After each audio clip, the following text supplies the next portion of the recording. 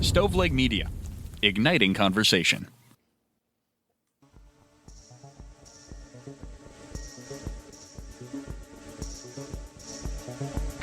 Welcome to True Crime to Go. What can I get for you? Hey, we're just out going for a heist. You need to come, you need to bring your friends. Which friends? All the friends. Bring them. Pull up to the second window and we'll see you next crime. Welcome to True Crime to Go. I am John, here with Jamie. Still thinking about that balloon boy, man. That's wild. It is wild. If you haven't listened to that episode, go check out the balloon boy episode we just released. It's crazy. And I remember it happening like we kind of compared it to O.J. Simpson, just watching this whole thing play out on live TV, captivating the nation. I really want to know other people's thoughts. Are we on a hill alone with our conclusions? You're going to have to listen to that to find out. But for today's case, I saw this on TikTok first. This happened last week, and I was just blown away at the optics of what went down. All right, man. Well, why don't you get the ball rolling? We're going to go out to the Bay Area, where a mob of masked armed robbers executed a very brazen, a very apparently choreographed smash and grab heist at a jewelry store in broad daylight with all the cameras on and just leaving a bunch of chaos behind them. You see like dozens of people running in here with weapons to rob this Heller jeweler store in San Ramon, California. And it just looks straight out of kind of like the Dark Knight movie. The opening scene of that robbery gave me these kind of vibes. It sounds absolutely horrifying to be an employee at that jewelry store. So let's set the scene a little bit. So this robbery unfolded last Monday afternoon in what would have been an ordinary moment. But when dozens of thieves stormed the store security system locked them all inside. And the group responded with gunfire. They were able to break their way out. Thankfully, no one was physically harmed. But the scale, the speed, and just the sheer violence of this raid, I mean, you could imagine what this did to the poor employees or owners of this store and, I mean, law enforcement, the local people in the community. Yeah, I can't imagine one person coming in with a weapon and trying to rob where I work. Surveillance shows, and this was released from the Associated Press, that there were at least 24 people involved in this. They had everything from pickaxes to hammers to guns, to other hand tools. You know, they were there, and it looked like, what's that movie where they suspend laws for like a whole day? The Purge. Like it seemed like a Purge situation. And it had to be mind-numbingly scary. So it's crazy, man. The store had installed security doors that would lock down the store in case of a robbery. And it's a measure that was put in place after a prior raid back in 2023. So I get the need to do that because it like traps them inside and police are going to get them. But you're trapped inside with a guy that's trying to rob you. And now you're trapped inside with 24 people that want to rob you. And they all have crazy weapons.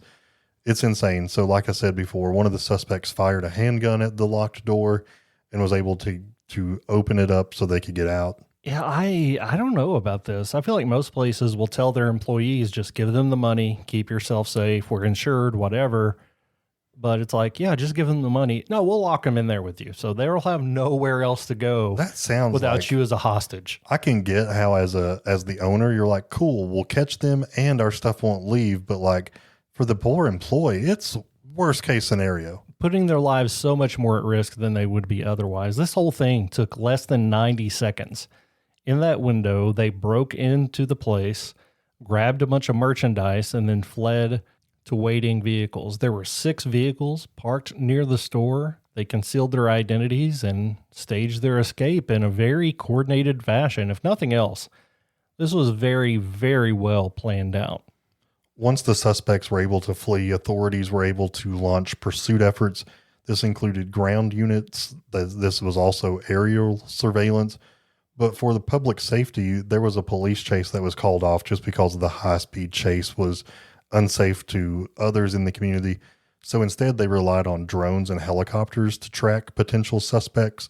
There's actually a specialized drone that was funded under an organized retail theft grant that proved crucial. It captured footage of the suspects, their vehicles, and their escape route. So this video was crucial. They were able to catch 7 suspects. They were aged 17 to 31. They were all from the Oakland and nearby area. So those are the ones that have been arrested so far.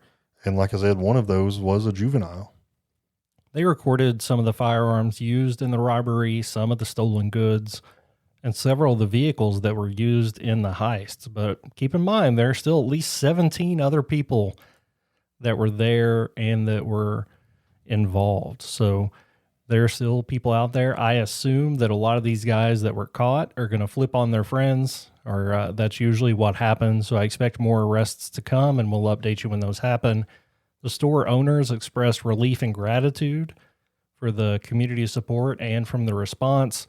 Hiller Jewelers did announce that they're going to reopen, citing that the priority was that no customers or employees were harmed, which that happened. Nobody was physically harmed, but they also locked the gunman in there with them before they broke out. So maybe sending some mixed messages there. Yeah, man, this is awful. I can't imagine going back to work and just being reminded of that daily. But for these criminals, I mean, this is a huge amount of people. Maybe they need to think about, you know what? Let's work smaller numbers, because, you know, you and I could go in and do a bank heist, but I mean, if we bring in others, we're going to have to worry about, are they going to snitch on us? You don't need that kind of stuff if you're rolling around doing crimes. I don't trust that many people anyway. So yeah, I think they definitely bit off more than they could chew, and hopefully that's going to get them all caught. But I hope so. I encourage everybody to go find the video. Nobody gets hurt. It's not a graphic video, but you do see these people, 24 guys run into this store and start pointing guns at people. So it's something to behold for sure. Yeah, it is terrifying. So praying that it does not happen again. But unfortunately, this is kind of becoming a trend in some places where we're seeing an uptick in organized crime and this kind of smash and grab robbery with a lot of people.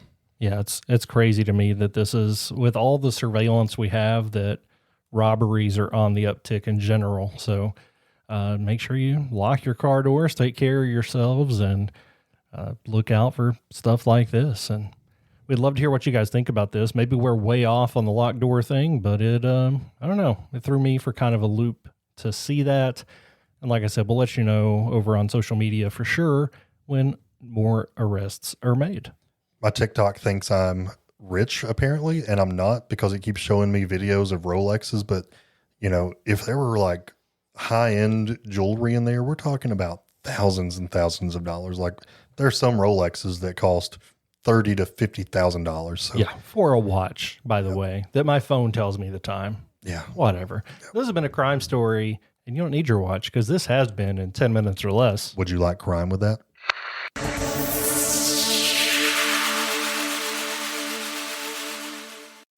You've listened to True Crimecast, distributed by Stoveleg Media. Check out stoveleg.com to find out more about your hosts and to find other podcasts to listen to. Stoveleg Media, igniting conversation.